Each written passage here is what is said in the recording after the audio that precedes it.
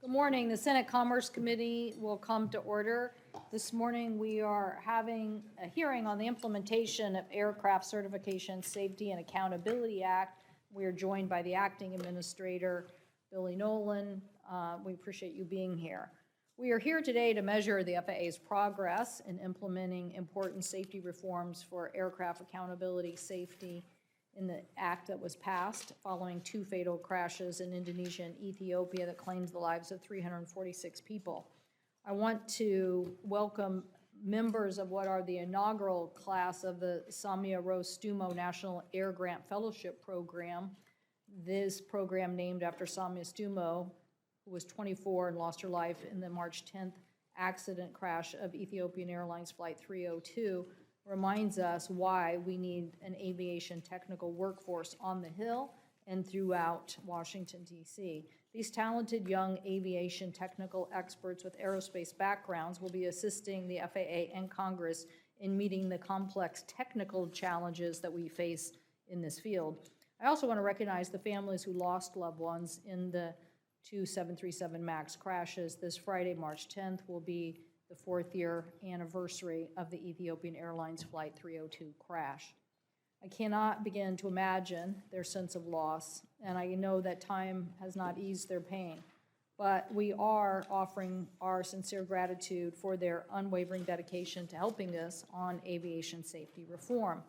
Because of their support and critical input, the Aircraft Certification, Safety, and Accountability Act is now law. And today we will hear from FAA Acting Administrator Billy Nolan about the FAA and what they've done to implement the 2020 Aviation Safety Law, the Aircraft Certification, Safety, and Accountability Act.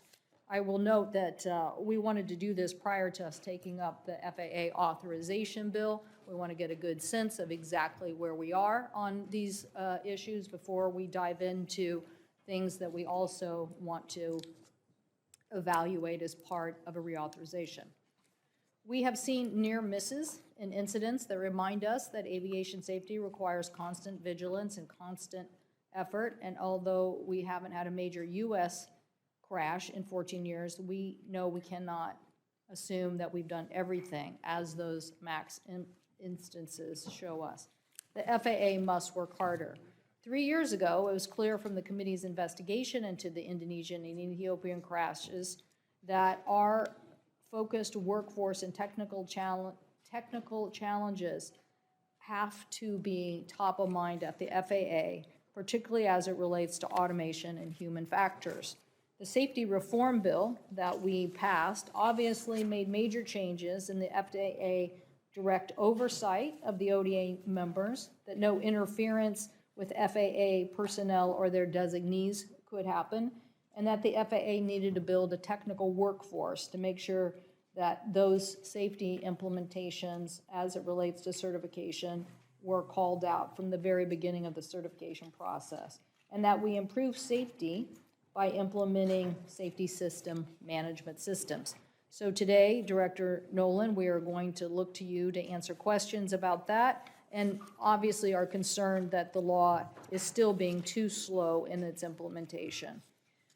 For example, the FAA has yet to complete a workforce review of the aircraft certification staff to identify and address any shortfalls in the agency's expertise. This is foundational. Emerging aviation technologies and future advances will only continue to press the FAA, so we need the best and most talented workforce. The FAA must lead the world on safety, and the FAA must build that workforce that is going to help us lead around the globe. Congress also put the FAA back in charge and oversight in approving and removing manufacturing engineers on behalf of the FAA. That means that they have the clear line of direction there. This requires a clear course of correction with the FAA's system of delegation, and we want to hear about that progress. We've heard good reports, but we want to know that the FAA is continuing to back up these particular individuals. The FAA has begun work in reforming and continuing to oversee manufacturers on these key issues. So I plan to ask more questions about that. In the committee's aviation safety whistleblower report, employees identified concerns with quality control at manufacturing facilities and with supply chains, and we need to know what the FAA is that it's fully using its compliance and oversight to make sure that we get at these issues. Earlier this year, we called for the Department of Transportation Office of Inspector General to conduct an independent review of the FAA's implementation of the safety reform bill. So their work is ongoing, and we will hold, obviously, the FAA accountable to what the IG report says. So there's still much work to do. We look forward to hearing from the acting administrator today and for continuing to get the safety job done at the FAA.